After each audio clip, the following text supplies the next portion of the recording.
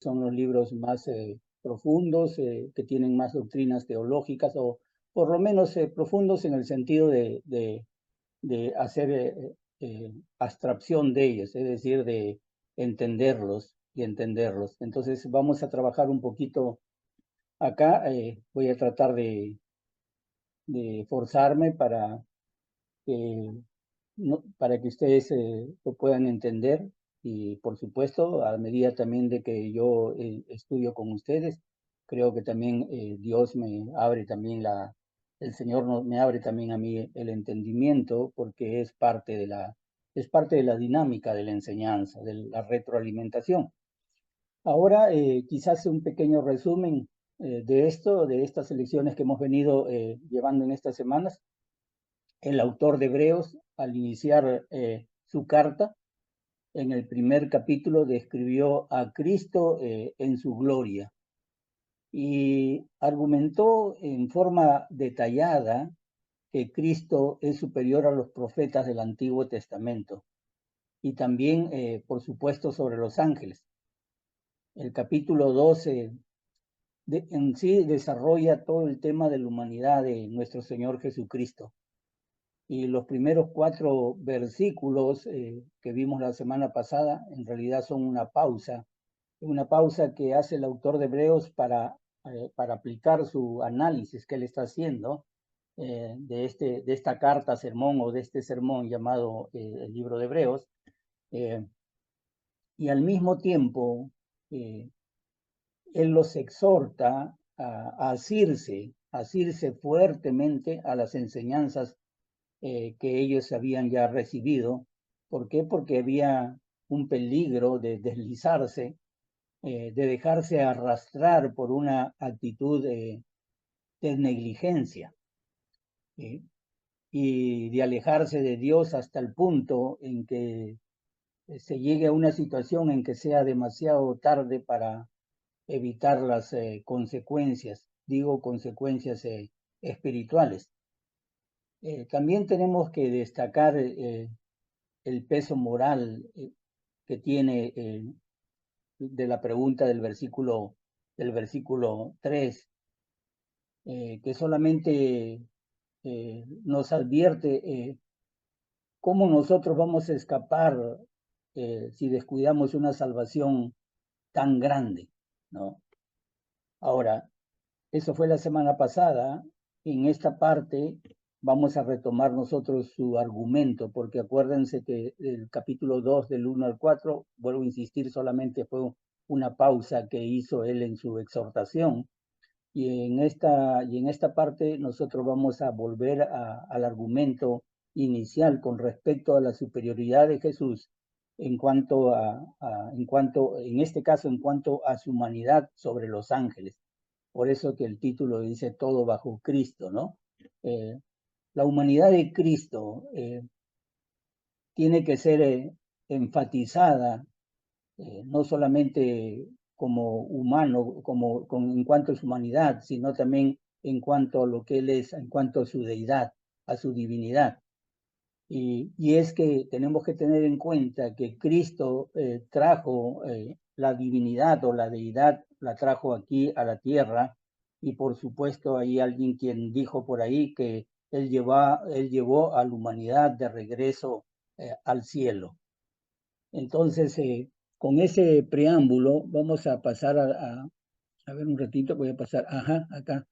Vean ustedes, en esta oportunidad, si ustedes observan, he puesto ahí el texto, el versículo 2.5 en griego. Acuérdense que este es un griego común, llamado común o llamado también clásico. Se le dice koiné, de ahí viene por eso viene la palabra común. Y aquí tenemos la versión de la Septuaginta, una traducción del hebreo al griego, 250 años antes de Cristo.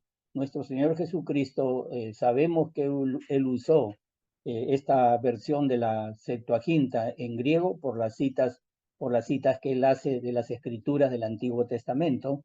Y también ya hemos dicho en la introducción que el autor de Hebreos también utiliza, conoce mucho, mucho la cultura griega tanto como la judía, por supuesto, o la hebrea, conoce mucho la cultura griega y está no solamente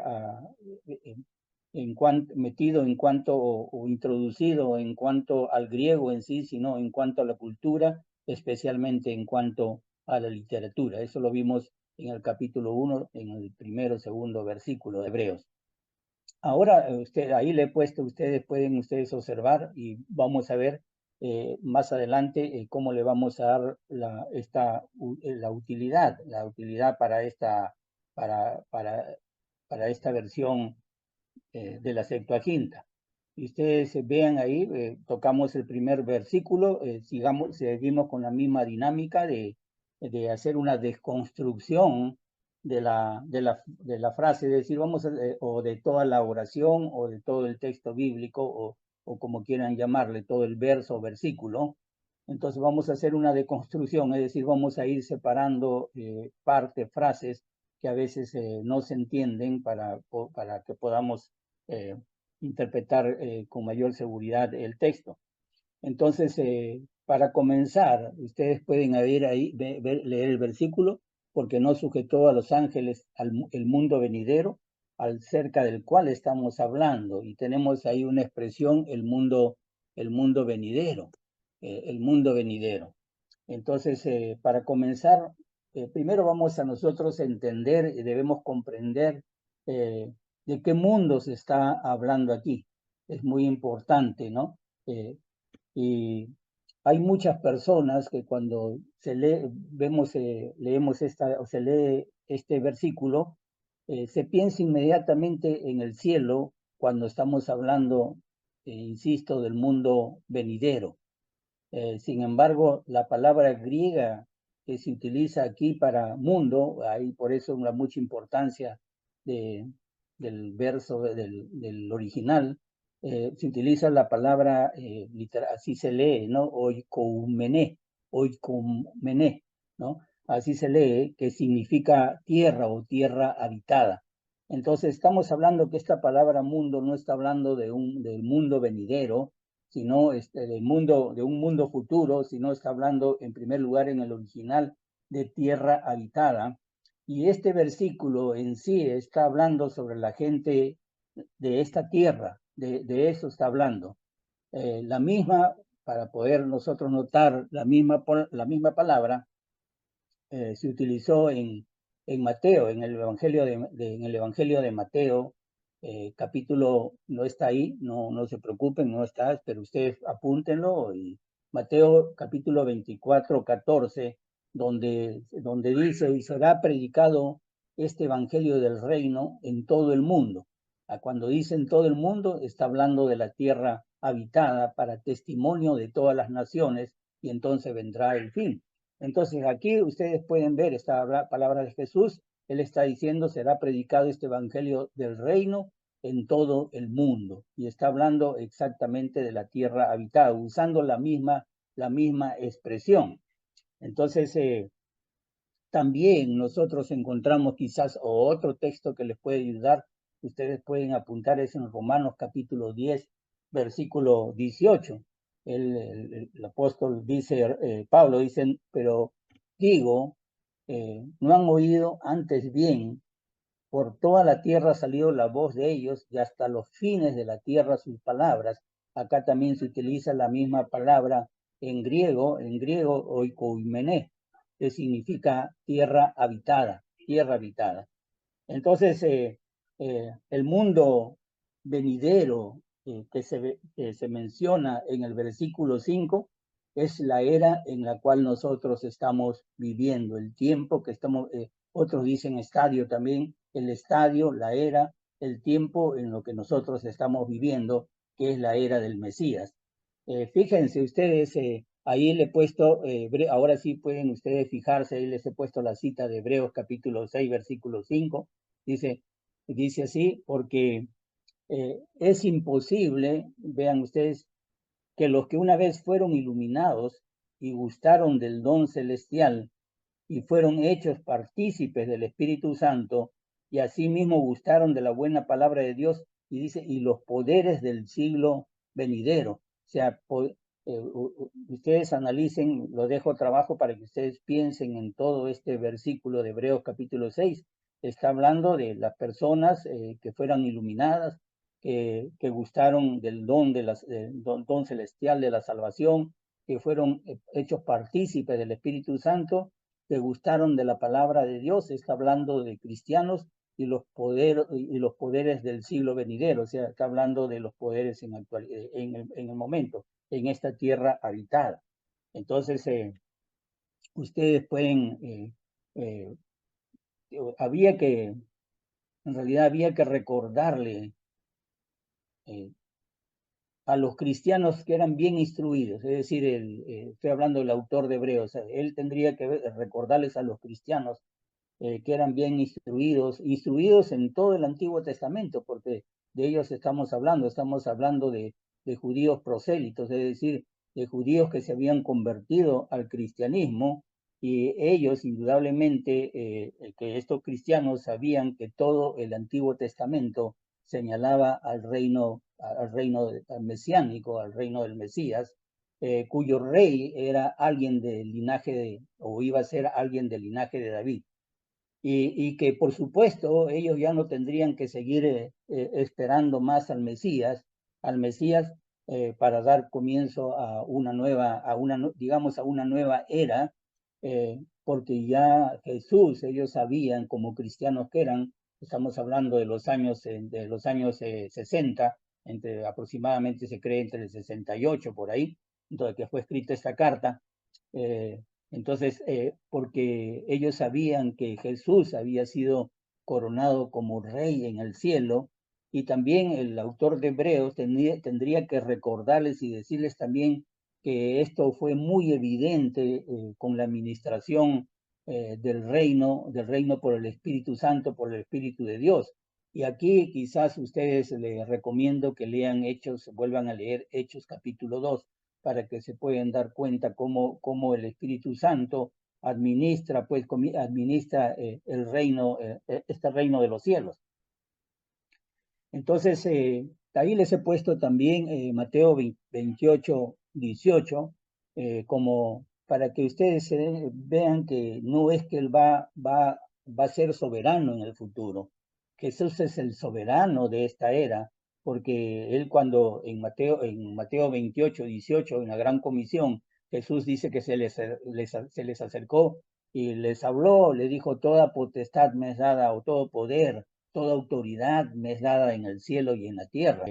Vemos nosotros que también vivimos, no solamente que vivimos en la era en la era del reino de Jesús, del reinado de Jesús, sino también vivimos en la era en que los apóstoles, como siervos de Jesús, ellos también rigen o reinan o rigen al pueblo de Dios. Quizás aquí, ahí le he puesto yo un texto abajo, su soberanía, con ese subtítulo, su soberanía le ejerce con los apóstoles como siervo de Jesús. Les he puesto ese subtítulo, y Mateo capítulo 19, ustedes ven ahí la frase que dice Mateo: Jesús le dijo, de cierto os digo, que en la regeneración, cuando el Hijo del Hombre se siente en el trono de su gloria, vosotros que me veis seguidos, os sentaréis sobre 12 tronos. Está hablando a los apóstoles para juzgar a las 12 tribus de Israel. Entonces, la pregunta sería, ¿cómo alcanzan tal gobierno si ya no están físicamente? De repente nos podemos estar preguntando eso, o porque puede ser, si no lo explico, puede ser una justificación para el día de hoy de personas que se dicen que son apóstoles, que son testigos de Jesucristo. Y sabemos nosotros por la palabra de Dios que el requisito para ser apóstol en Hechos capítulo 1, el requisito para elegir al apóstol y que ocupe el lugar de Judas, que el Judas era de que fuese otro, no solamente un varón con buen testimonio de los demás, sino que uno que haya sido testigo desde el inicio del ministerio del servicio o ministerio o trabajo de Jesús hasta el fin de su ministerio, hasta el fin de su ministerio. Entonces ustedes vean la historia ahí y van a dar cuenta de que fueron hallados dos, la suerte echó sobre Matías y él ocupó el 12avo, el lugar de Judas, completando los 12 apóstoles. Entonces, esto es bueno que lo aclare porque es posible de que se puede pensar de que esto se está justificando la autoridad de apóstoles hoy en día. No, hay obra indudablemente de apostolado, pero en lo que significa la palabra apostolado, en el trabajo, en el ministerio, pero no el lugar de los apóstoles de ese tiempo, ¿no? Del tiempo de que fueron ministros de Jesús. Entonces, ¿cómo lo hacen? ¿Cómo gobiernan ellos físicamente? Es por la enseñanza que fue la enseñanza que le fue dada a ellos. Por supuesto que cuando ellos estaban escribiendo sus escritos o cuando ellos estaban hablando, es por medio de esas enseñanzas que ellos eran guiados por el Espíritu Santo de Dios. Indudablemente que nosotros aprendemos de la doctrina de los apóstoles, ¿no? Y seguimos las enseñanzas de los apóstoles, las enseñanzas del Espíritu Santo de los apóstoles, ¿no? Entonces, vean ustedes, ahí les puse Mateo 19:28, de igual manera, sería bueno que ustedes lo examinen. Y también, y continuamos con este mismo punto, es bueno aclarar, porque hay quienes interpretan, vuelvo a repetir, que el mundo venidero es el tiempo que se seguirá o que seguirá a la segunda venida de nuestro Señor Jesucristo. Y en verdad, cuando se piensa así, se le quita el significado que le está dando el autor de Hebreos. El autor estaba, sobre todo en este contexto, no quiero yo entrar a una mayor profundidad con otros textos bíblicos, porque estamos tratando de Hebreos. Sobre todo, aquí estamos especialmente, tenemos que entender lo que está diciendo el autor de Hebreos. El autor estaba mostrando la superioridad de Jesús en este tiempo, ahora. No está mostrando la superioridad de Jesús en un futuro reino milenario, no, lo está haciendo para nuestros tiempos. Por lo menos lo hace el autor de Hebreo. Entonces, no solo que los ángeles eh, no gobernaron en el pasado, porque quizás estamos saliéndonos del punto. No es que ellos no gobernaron en el pasado, sino que tampoco los ángeles están gobernando en el presente. ¿Por qué? Porque los ángeles, ya lo hemos explicado, ellos han sido siervos y han sido mensajeros en el pasado y continúan siendo siervos también en el presente. Y acuérdense ustedes que ya tocamos este punto pero les remito a ustedes a Hebreos capítulo 12, versículo 22. Vean que los ángeles siguen siendo siervos en el presente y indudablemente que donde hay dos o más reunidos en el nombre de Cristo, donde está, en otras palabras, donde está la iglesia del Señor, donde está el cuerpo de Cristo, donde está la representación vital de lo que es Cristo, ahí también están millares de ángeles. A veces no los vemos, pero tenemos que creerlo por la palabra de Dios. Hebreos 12, 22. Y este es el pensamiento que el escritor de Hebreo quiere expresar aquí. Vean ustedes, vamos a pasar a la siguiente lámina, de esa manera me ayudo yo también. Dice, acerca del cual estamos hablando, acerca del cual estamos hablando, y ahí está esta frase, porque hemos ido a Hebreos capítulo 12, 5, porque no sujetó a los ángeles el mundo venidero acerca del cual estamos hablando. Esta frase solamente lo que nos indica, lo que nos está indicando sencillamente, no hay mucha explicación que dar acá, que esta carta es un sermón, o fue un sermón, o sea, esa fue la intención del autor.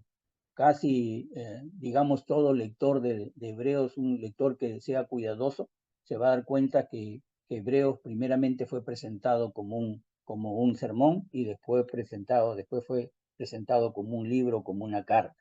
Y es ahí Jesús fue hecho hombre, dice, no los ángeles. Y vamos ahora al, al 6, ¿no? Al versículo 6.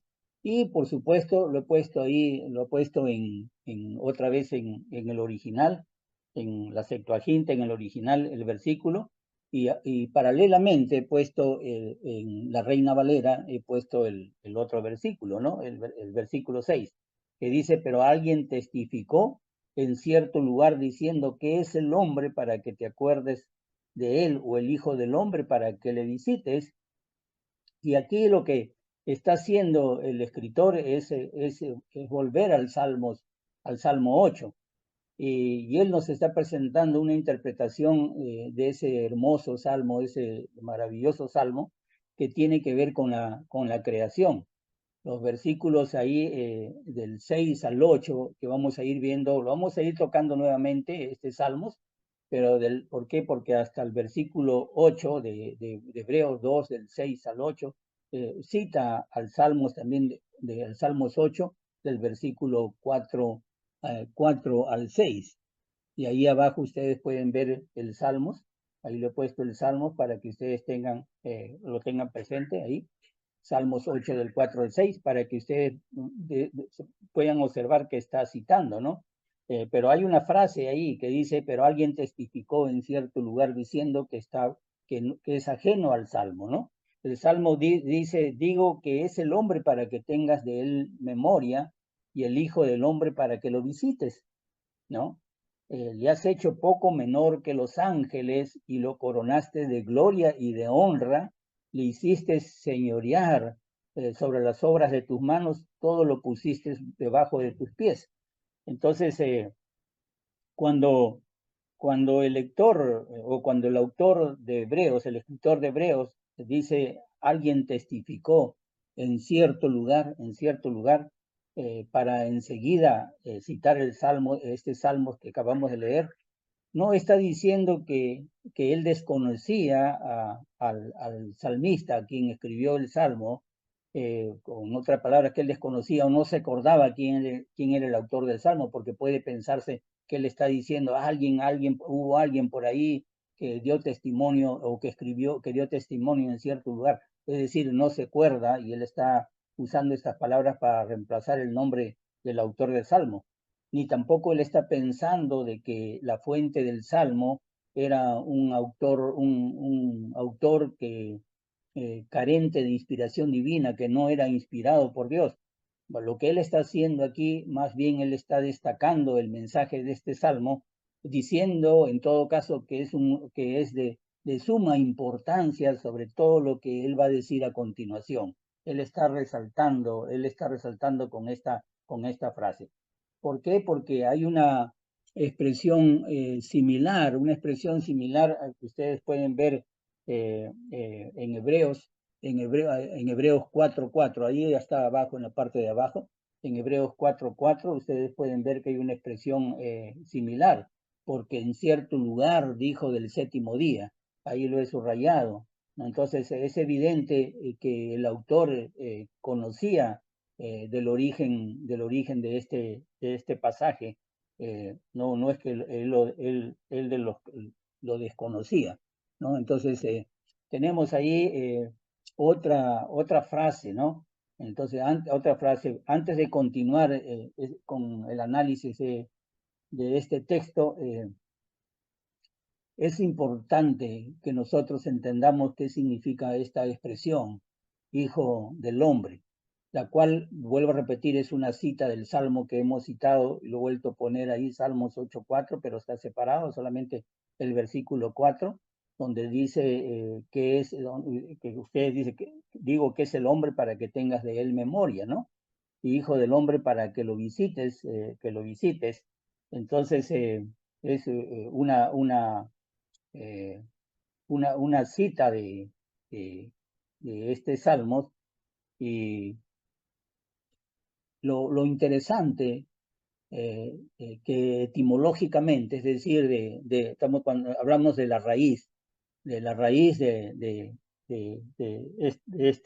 esta frase. Solamente está haciendo referencia a la humanidad, es decir, es decir, está haciendo referencia a todos los hombres como nosotros, mortales, ¿no? Y es en esa lectura que le escribió el salmista, o en otras palabras, él está interpretando, él está dando esa lectura.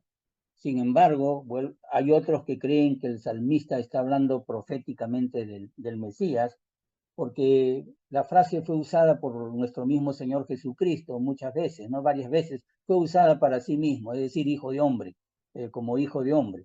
Él se presentó como hijo de hombre muchas veces en su naturaleza humana y también se presenta como hijo de Dios en su naturaleza divina. Debemos tener en cuenta el tipo de literatura que está en el Salmo. Hay una figura literaria que se llama paralelismo, y en toda la poesía hebrea existe este paralelismo, y en el Salmo, en los Salmos en especial, y en este Salmo igual, ¿no? Que reafirma, el paralelismo hace que se reafirme la frase, que se reafirme lo que representa en todo caso la frase, que es la humanidad. Se está refiriendo solamente a la humanidad. Es interesante esto. Hay un autor, vean ustedes, Bruce, que es uno de los autores más serios que hay, más serios de los comentadores de la Biblia. Él escribe de esta manera, ahí le he puesto su comentario de él. La realidad, dice, la realidad es que desde que Jesús se refirió a sí mismo como el Hijo del Hombre, esta expresión ha tenido para los cristianos una connotación más allá de su fuerza etimológica, y tuvo esta connotación para el autor de Hebreos.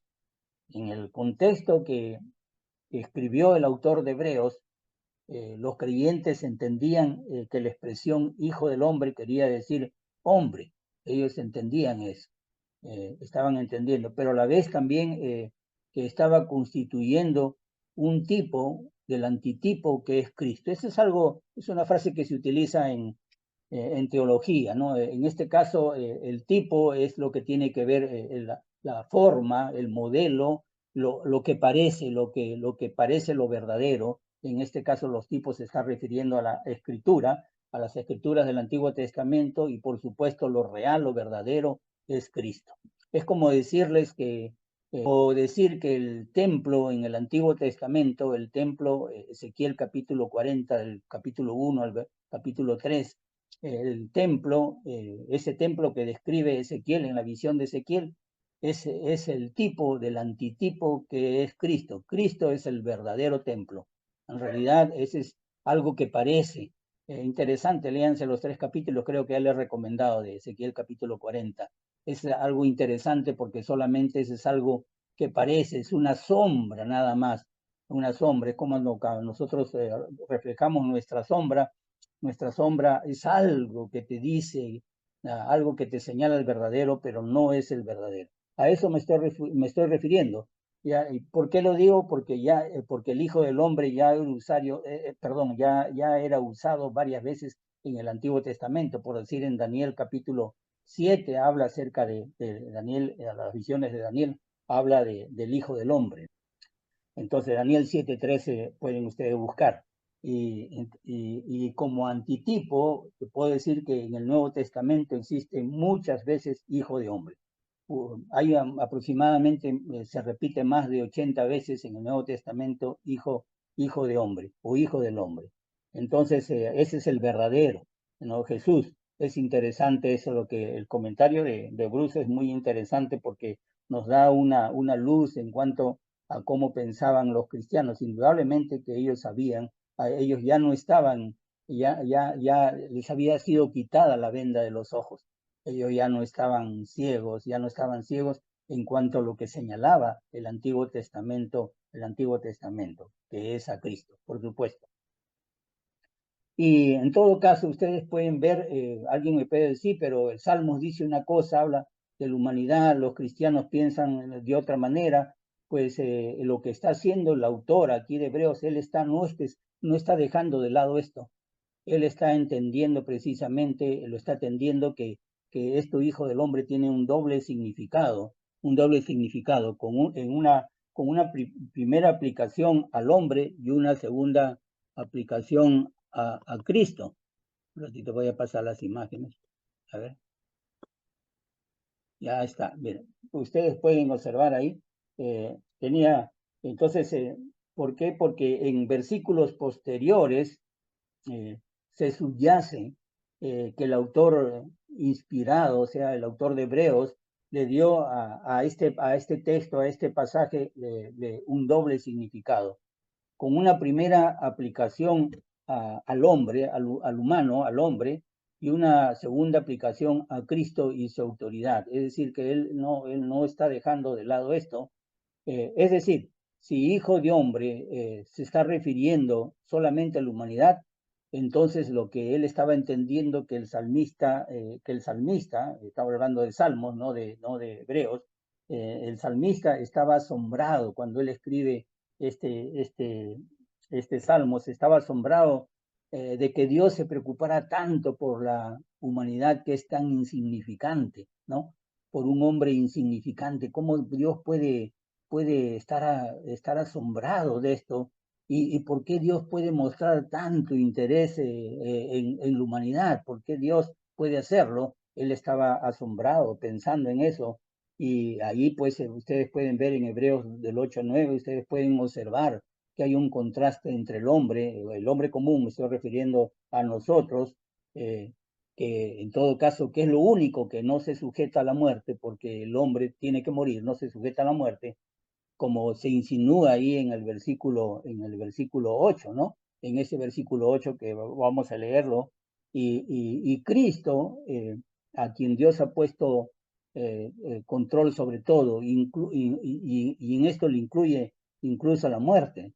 Por eso que Él lo dice más adelante en el 8 o 9, que lo vamos a ver, vamos a hablar un poquito más la próxima semana. Dice, todo lo sujetaste bajo sus pies, dice el 7 que más adelante lo vamos a ver, el 8, perdón, que más adelantito lo vamos a ver, porque en cuanto lo sujetó todas las cosas, nada dejó que no sea sujeto a él, pero todavía no vemos que todas las cosas le sean sujetas.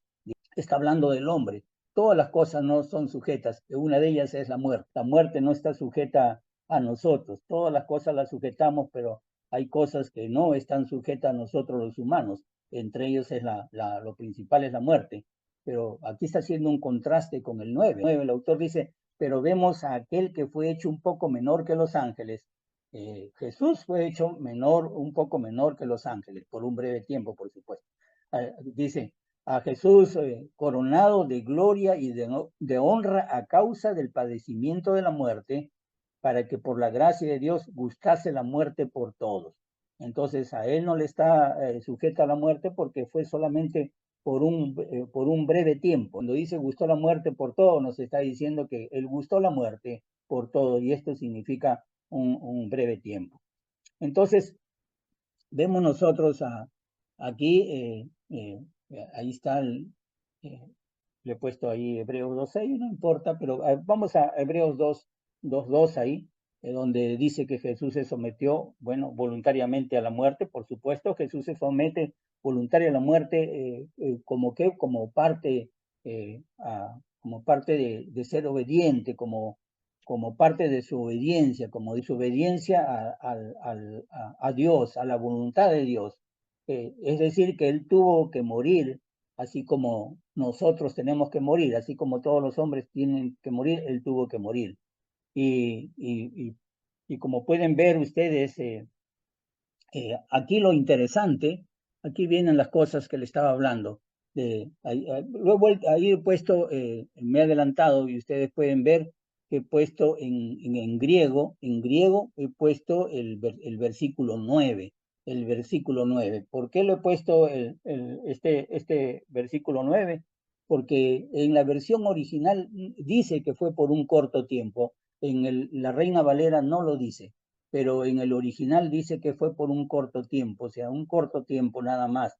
Es decir, él se somete voluntariamente a la muerte, pero se somete por un pequeño tiempo, por un corto tiempo. Como ustedes pueden ver ahí, en el griego original, se encuentra que Jesús, vuelvo a repetir, fue hecho inferior a los ángeles, pero dice por un corto tiempo. Y hay otro versículo más, o sea, el versículo 7, el capítulo 7 que hemos visto que ya hasta ahí nomás, por eso solamente puse el 9, porque el 7 lo estamos viendo, el versículo 7, el versículo 9 nos dice que es por un corto tiempo. Ustedes pueden ver ahí al comienzo 2.9, pueden ver corto.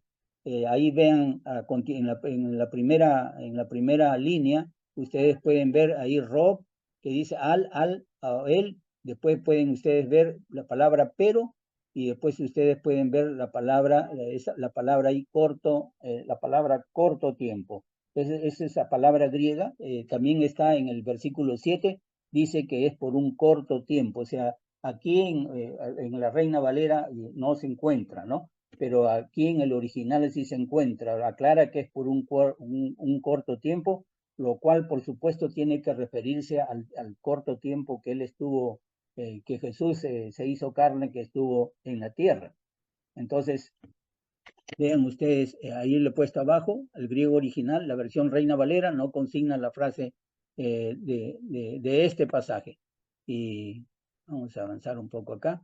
Entonces, dice, vean ustedes, corto tiempo, la palabra, corto tiempo. Vamos a tratar de interrogar, porque hay un interrogante, para que le visite. Yo he empezado la deconstrucción de este versículo, estoy empezando por la última parte, para que la visites. ¿Por qué? Porque para poder entenderlo, porque si empezamos desde el principio, qué es el hombre o qué es el hijo del hombre, no lo vamos a entender. Pues sí, no es que no podamos entenderlo, sino que va a ser un poco más, con más dificultad de entenderlo. Entonces, para que le visites, cómo vamos a entender, vamos a tratar de comprenderlo. Y aquí nos vamos a detener un poquito, y quizás vamos a hacerlo, no quizás, sino vamos a hacernos otra pregunta. Una pregunta, ¿quién es el hombre? ¿Quién es para que el mismo creador, el mismo Dios lo visite? ¿Quién es el hombre? Es una buena pregunta. Y el hombre es simplemente una criatura muy pequeña en uno de los planetas más chiquitos de este sistema solar. Varias veces he reflexionado en esto. He reflexionado y en verdad, pónganse a pensar ustedes, el hombre es una pequeñísima, quizás estoy todavía hablando en un grado muy superlativo, aunque debería ser al contrario, cuando digo pequeñísima partícula sobre otra partícula llamada Tierra, que gira alrededor de una pequeña chispa o llamada estrella, que se llama Sol. ¿Por qué digo que lo expreso de una forma tan así, tan exagerada, aparentemente exagerada? No es exagerado, realmente, porque en primero, la descripción, lo que intento hacer que con esta descripción es poner al humano, poner al hombre en en el lugar que le corresponde, en su lugar. Eh, ¿Por qué le digo esto? Porque nosotros, nosotros somos algo muy pequeño en el universo, digamos, en el universo de Dios, que ha creado Dios. Porque el sol, hermanos, si ustedes pueden ver una foto de solamente unas imágenes del telescopio Hubble, ya, que ustedes pueden ver una sola imagen y ustedes se van a dar cuenta que hay polvo en el universo. Solamente viendo una galaxia, viendo la galaxia de Andrómeda, pues es polvo. No tengo aquí, no importa, solamente ustedes, yo sé que ven en Google y pueden ver el polvo. ¿Por qué? Porque las estrellas, no estoy hablando de los planetas que giran alrededor de esas estrellas, que no se ven, Estoy hablando solamente de las estrellas que los telescopios lo registran, pues son nubes. Los soles son nubes, las estrellas son infinitas, no hay forma de contarlas. Se dice que las estrellas son más que todas las arenas juntas de todos los mares de toda la tierra. porque es polvo, polvo. Si nosotros nos ponemos a compararnos en una forma relativa en cuanto al tamaño del universo, pues vamos a ser buenos para considerar que la Tierra, que está dentro del sistema solar, de ese pequeño fragmento de polvo solar, sea que sea vamos a decir que es una pequeña partícula. Entonces, por supuesto, aquí estamos, para no apartarnos, estamos hablando del punto más importante, el punto más importante de la visitación de Dios, digamos el punto culminante, el punto neurálgico que cómo Dios nos visita a este pequeño planeta, a esta partícula llamado planeta. Y no estoy comparando el hombre dentro de este planeta, dentro de esta nave espacial llamado Tierra. Este pequeño planeta, entonces, en realidad, su visitación es la venida de nuestro Señor Jesucristo, lo constituye su venida de Él. Como dice Juan, lo constituye el hecho de que la verdad se hizo carne.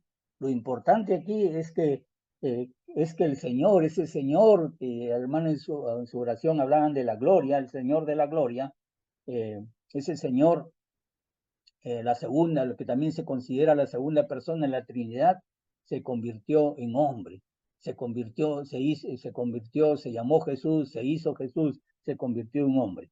Aquí quizás viene otra pregunta, ¿no? La misma pregunta que está haciendo, la pregunta que hace ahí que hace el autor de Hebreos, ¿no? ¿Qué es el hombre para que te acuerdes de él? Dice, ¿qué es el hombre? Ahora sí vamos entendiendo, ¿qué es el hombre para que te acuerdes de él? ¿O el hijo del hombre para que le visites? Bueno, la respuesta ya les dije, ¿no? Ya le dije, la respuesta es que Él se hizo carne. Dios dejó su deidad allá en la eternidad, descendió a esta tierra, se hizo humano, humano como nosotros, y Él, desde el punto de vista del autor, no se convirtió en un ángel, eso es lo que está discutiendo el autor de Hebreo, no se convierte en un ángel, y esto es lo que está diciendo el escritor, como les digo, y que nos va a decir aquí, cuando pregunta qué es el hombre para que te acuerdes de él, o el hijo del hombre para que lo visites. Vamos a hacernos quizás otra pregunta. ¿Qué es el hombre? Ya no vamos a preguntarnos quién es el hombre, porque nos hemos preguntado primero quién es el hombre y hemos tratado de responder algo de quién es el hombre, quizás qué es el hombre. Y yo les voy a decir que el hombre en sí mismo no es nada, es absolutamente nada. Nada físicamente. ¿Por qué? Porque físicamente una vez leí acerca del valor del hombre y creo que alguien monetizó o le valorizó en dinero constante y sonante el valor que tiene un hombre. Bueno, lo hizo polvo, el hombre ceniza. El hombre ceniza sacó los minerales que contenía, y lo valorizó al precio del mercado de minerales. Pues creo que el hombre son céntimos de un dólar, ¿no? De un euro, o sea, son céntimos, ¿no? Entonces, físicamente, pues si nosotros hablamos así, una forma dura, ¿no? No tiene ningún valor desde el punto de vista material, es decir, estoy hablando del punto de vista material, no tiene ningún valor. Entonces, y digamos que mentalmente el hombre, vamos a hablar desde el punto de vista eh, de, bueno, iba a hablar del conocimiento, pero vamos a decir, desde el punto de vista mental, piensa que es algo. El apóstol Pablo lo describe eso, ¿no? Lo describe en 1 Corintios acerca de la necedad del hombre, pero bueno, pero hablamos en forma así de lo que nosotros conocemos.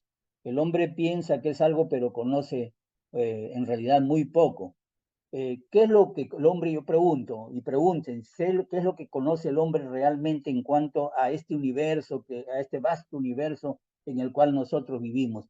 En este vasto universo donde hay infinitas estrellas. La verdad es que con todo el conocimiento, con toda la tecnología que el hombre ha adquirido, que la verdad es que cada día que pasa, el hombre está más perdido porque no sabe cómo comenzó el universo. En el tiempo que tengo de vida, por lo menos que con conciencia, han pasado varias teorías. Ya el Big Bang es una teoría trazada ahora. han pasado varias teorías en cuanto al origen del mundo y hoy en día no entendemos, estamos entendiendo los hoyos profundos y no entendemos qué hay detrás de esos hoyos negros, perdón, de los hoyos negros, etcétera.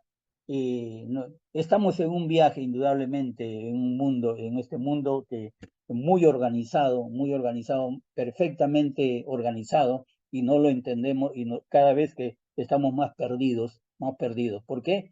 Porque el hombre está limitado, el hombre en realidad está limitado, conoce muy poco y quizás para aquellos que no son muy lectores de la Biblia o que no creen quizás en la Biblia, Génesis 1:1, que seguramente suena mucho mejor que cualquiera de las teorías humanas a comparación de todas las teorías que el hombre tiene que estarlas desechando. Así que el hombre en realidad no vale, estamos hablando, no vale ni cognitivamente, ni materialmente, ni físicamente, vale mucho, casi no vale, casi no vale nada. Y digamos que moralmente menos. Yo les pregunto, a estas alturas, no voy a hablar de lo que vemos, de la maldad del hombre, no voy a decir cómo ni cuánto. Ustedes ven las imágenes, ven este mundo, cómo está. A estas alturas, quién puede decir que no hay maldad en el corazón del hombre? ¿Alguien puede decir que no hay maldad en el corazón del hombre, en el corazón del ser humano? El ser humano en realidad no puede él elevarse ni hacer mucho para superar sus propias limitaciones físicas, mentales, incluso morales. ¿Por qué? Porque es un ser bastante limitado. Cuando uno observa con atención, nos observamos con atención y comprueba, vamos a comprobar que el hombre está en una condición terrible. Ahora sí podemos, por ello podemos entender al salmista, porque estamos hablando del salmista que está citando el autor de Hebreos, ¿qué es el hombre para que te acuerdes de él? ¿Qué es el hombre para que te acuerdes de él? ¿Qué es el hombre? Y continúa el escritor ahí diciendo de Hebreos, o el hombre para que lo visites. Bueno, a pesar de nuestra insignificancia, Dios, el punto es que Dios nos ha visitado, pero no es una simple visita. Algunas versiones la interpretan correctamente. La Reina Valera no pone eso, pero es preocupado por. No solamente nos visita, sino que está preocupado por. En el griego, vuelvo a repetir, en el griego koiné literalmente dice que está viendo sobre. Ahí ustedes está viendo sobre. Lo he separado por ahí, ¿no? Está viendo sobre. Es una palabra que en realidad se pronuncia episketomai. Está viendo sobre, así lo dice la palabra. Y si nosotros ahí, vean ustedes, estamos en el 2:7, 2:8, ¿no? Pero si ustedes vuelven, no lo muevan de ahí, no lo voy a mover de ahí, pero si ustedes vuelven al versículo 6, que ya hemos, al versículo 6 me refiero en el griego, en la versión griega, en la versión de la Septuaginta, ustedes pueden, de repente no está acá, ¿no? Ustedes pueden observar que esta frase episcotomai estás viendo sobre, dice, ¿no? Preocupado por, la palabra es preocupado por, como dicen las versiones, otras versiones, y está expresando correctamente ese término, ese término original episketomai, porque nuestro Dios hace lo que no solamente visita. La idea no solamente es que Él simplemente nos visita, esa es la idea, porque este término epikestomai que está aquí en estos textos bíblicos es una palabra del sustantivo episcopos, que quiere decir alguien que vela por. La palabra episcopos, el origen de esta palabra episcopos, alguien que vela por, que cuida de o que está preocupado por. Entonces, para tener una idea de lo que implica visitar, que Dios nos ha visitado, que el Creador nos ha visitado por un breve momento, por un breve tiempo aquí en la tierra, Santiago nos dice que es visitar. Cuando Santiago en el capítulo 1, de Santiago, versículo 27, ustedes conocen este texto muy bien, que la religión pura, la religión sin mancha delante de Dios, Es visitar ¿qué cosa? Es visitar a los huérfanos, es visitar a las viudas en sus tribulaciones y guardarse sin mancha del mundo. Eso es lo que nos dice Santiago. Entonces entendemos lo que es visitar. Va más allá de una simple, va más allá de una simple visita. Hay otros versículos más en el Antiguo Testamento, pero ahí por el día de hoy, amados hermanos, nos vamos a terminar. Tenemos la tercera, aquí teníamos la tercera, Jesús fue puesto sobre todos, no los ángeles, que es lo que me adelanté, por eso es que no les toqué. Está como yo le dije, está en el versículo 6 en griego, pueden ustedes observar esa frase. Y pues en este punto es el versículo del 7 al 8. Es muy poco, pero vamos a dejarlo para la próxima semana, ¿no? Lo leemos nomás. Dice, le hiciste un poco menor que los ángeles, le coronaste de gloria y de honra, y le pusiste sobre las obras de tus manos. Todo lo sujetaste bajo sus pies, porque en cuanto le sujetó todas las cosas, nada dejó que no sea sujeto a él, pero todavía no vemos que todas las cosas le sean sujetas. En lo que está hablando aquí es acerca del hombre, es que también el hombre es hecho un poco inferior a los ángeles, y esta es una cita del mismo Salmo que hemos visto, Salmos capítulo 8, versículo 5, griego, como ángeles, como ustedes pueden ver en la Septuaginta, y en el hebreo la traducción es como dioses, Elohim, eh, pero, pero también en otras versiones le ponen la interpretación de seres divinos. Entonces, lo que nos está diciendo es que en realidad la Septuaginta es la que nos está mostrando que la idea correcta del Salmo es traducir la palabra como ángeles, como ángeles. Entonces, el hombre, como les digo, siempre será inferior a los ángeles mientras permanezca en esta vida. Siempre seremos inferior a los ángeles mientras nosotros estemos en esta vida. Eh, Tiempo que podría ser considerado por un corto tiempo. Ahí está la palabra también abajo que le he puesto ahí, un corto tiempo. Eh, Jesús fue como nosotros, se hizo carne solamente por un corto tiempo. Entonces, si este es el asunto, el autor está sugiriendo que solamente por medio del último Adán, es decir, Cristo, puede el hombre tomar otra vez el control del mundo y no solamente tener el control del mundo, también de su destino, el control sobre la muerte, lo perdió el hombre por medio del pecado de nuestros primeros padres, de Adán, y solamente se puede retomarse en Cristo, no se puede retomar en otro. Y este hecho es lo que está explicando la declaración que dice, pero todavía no vemos que todas las cosas le sean sujetas. A eso se refiere. No les expliqué esto para que no quede en el aire. Que Dios los bendiga, amados hermanos.